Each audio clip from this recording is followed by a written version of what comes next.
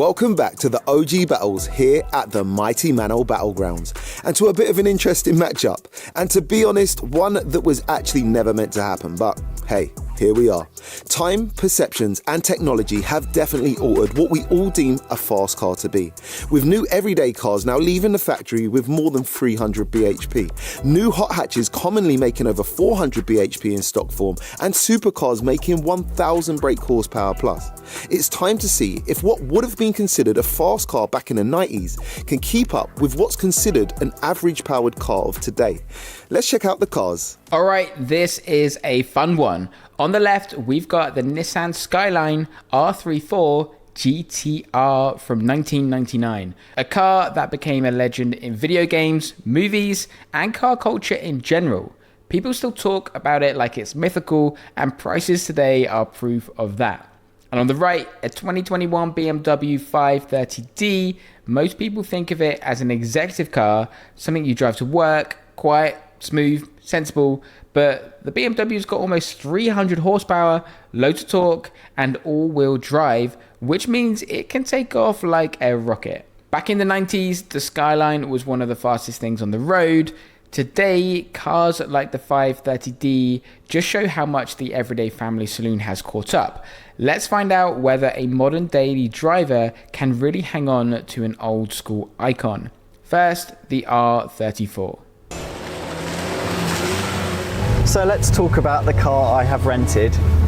It's an R34 and I'm not really sure what year, but it's definitely not a V-spec. I'm guessing it's one of the earlier ones, and if you can hear in the background, a lady keeps talking to me, and I don't know why. I have the sat-nav turned off, but yeah, she's squawking away every 5 minutes. But I don't care. This thing is sensational. This would be the perfect daily driver. It's no showroom queen. The rims on this are just, they're just appalling. People just hit every curb in the city. Then there's the steering wheel. It's literally peeling away in my hands. But I wouldn't change a thing. I desperately want to buy this rental car because, well, in my eyes, it's perfect. It's been made to be driven.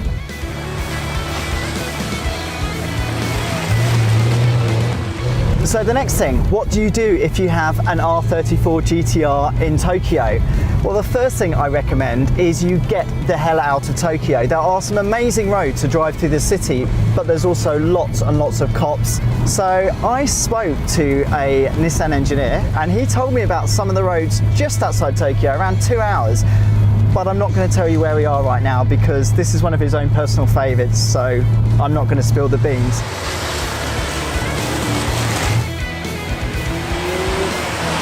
Of course today the weather is absolutely appalling. In fact, the small road we're driving now is actually being ravaged by a recent typhoon, which means it's closed. I have it to myself.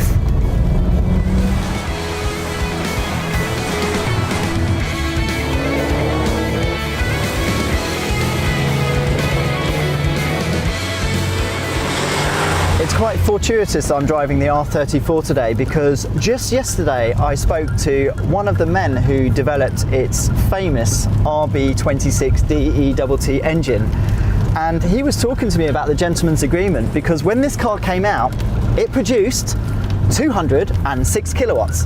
Now that is exactly how much the R33 produced and the R32 produced, which doesn't make sense because this car is significantly quicker than both of those cars and 100 kilos heavier. So what Nissan did is they said that this car produced at least 206 kilowatts. At least. That's the bit you've got to focus on, because when owners eventually put these on dynos, yeah, it produced far, far more power. So I spoke to the engineer and he said, no, he said, we didn't go out to produce big amounts of power. He said, but we were very, very, very proud and pleased and surprised when some of the cars exceeded our power outputs. What an absolute liar. Hearing that R34 being driven around makes me smile every single time. It's not perfect. This one's got scratch wheels and a peeling steering wheel. These cars were built to be used, and even when they were rough around the edges, they still feel special. Under the bonnet is Nissan's famous RB26 twin turbo straight six, and back in the day, Nissan officially claimed it only made about 280 horsepower. That was part of a deal between Japanese car makers to limit horsepower, but in reality, these cars often made more than that straight from the factory. People loved them because they didn't just feel quick in a straight line, they handled brilliantly too, especially on winding roads. And honestly, driving one in Japan, out of the city and into the mountains, sounds like an absolute dream. So, the all-important thing, what is it actually like to drive? So let me give you a quick run through initially, which is you have 3 driving modes, which obviously impact things. So you have Eco Pro, which is your environmentally friendly, save the planet, use the least amount of fuel possible mode. You then have Comfort, which is kind of the default mode. And then you have Sport, which takes everything up a notch. Now, interestingly, the difference between Eco Pro and Comfort, nothing changes with regards to steering, suspension, or anything like that. It's purely down to really just the gearbox and the throttle response. Comfort mode is just, again, really throttle response and gearbox is turned up a notch from Eco Pro mode, but everything else is standard across the board. It's only when you get into Sport mode that you notice there's so the gearbox becomes more aggressive in its, changing up and down. The revs hold on through to the red line, which is a 5,000, and the throttle response, everything is just that bit more aggressive. But you also get sharper steering, and this one does have adaptive suspension. Now the weird thing is, on my Civic Type R, the 3 different modes, everything dials up significantly. On this, the suspension, even though it's showing on the display that it's all dialing up a notch, I don't find the suspension changes much. I can't really notice it. Maybe it's just me, or perhaps it's just that it's a good setup anyway. So on that note, what's the chassis, handling, steering, everything else like? So chassis-wise, ride-wise, really nice, really compliant. As a cruiser, absolutely superb. I've heard a lot of good things, read a lot of good things about the 5 Series, and I agree with them all. Cruising up and down the motorway to Cornwall, etc., is such a nice, comfortable, smooth, quiet, refined place to be. It's lovely. It does tick that box really, really well.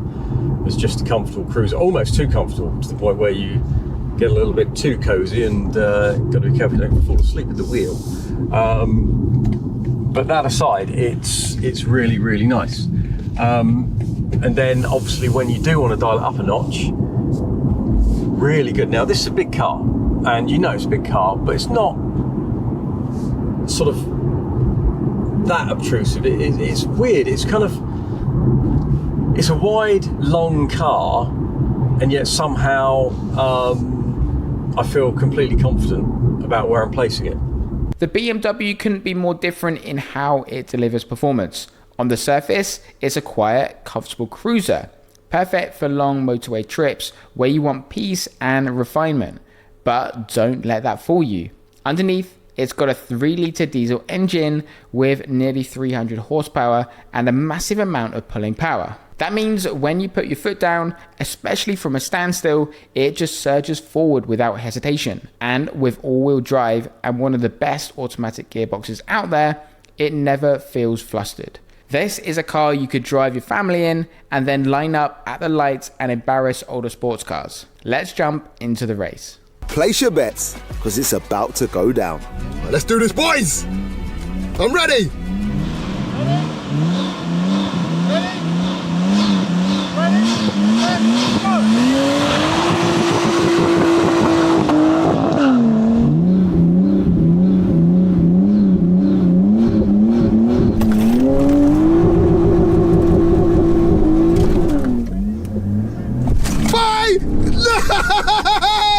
Yo, this gets off! Let's go! X-Drive for the win, baby!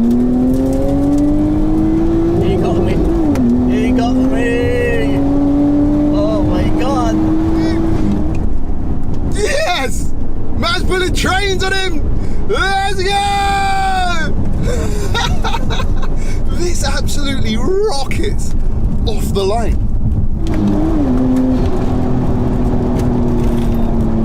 Yeah, nice one, Jamie.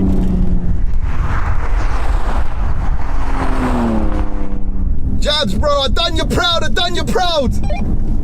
I have to do something on the second one. All right, we go again. If I still smoke you like that, I'll give you some car lengths. I'll give you a car length head start. Ready?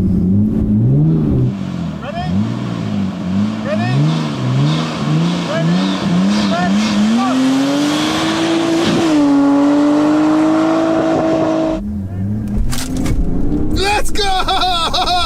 That gets you. I'm not even gonna lie. I forgot where I was looking. That's mad. But yeah, it's Gap City.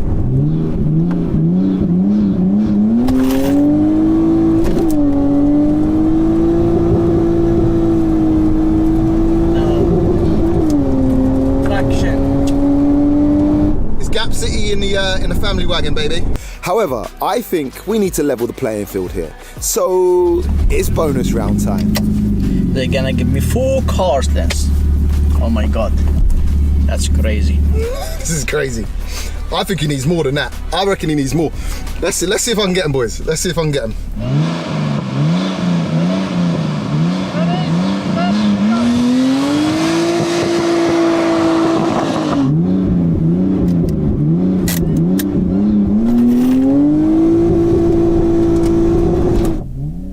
Let's go, baby. Whoa, hey. Oh, whoa, look. Look.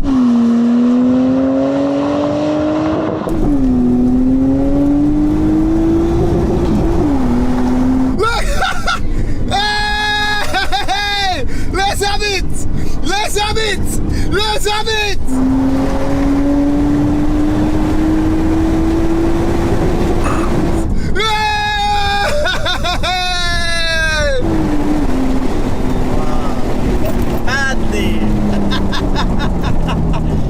We done it, boys. Family car lovers, we done it. The mad thing is, I feel like he misshifted. That's what it sounded like. I don't know what was going on. That's embarrassing. And there it is. The BMW gets the better of the Skyline. Honestly, that's not shocking once you think about it. The BMW has way more torque and all-wheel drive, which gives it perfect traction off the line. The Skyline, by comparison, takes a moment to build up boost and really get going. And by then, the BMW is already ahead. But the important part is the BMW might have won the drag race, but nobody's paying 6 figures for one in 2025. The R34, even when it loses, still feels like an event. People want it for the driving experience, the sound, and the way it makes you feel behind the wheel. The BMW, to its credit, does prove how much modern cars have progressed in everyday speed and comfort.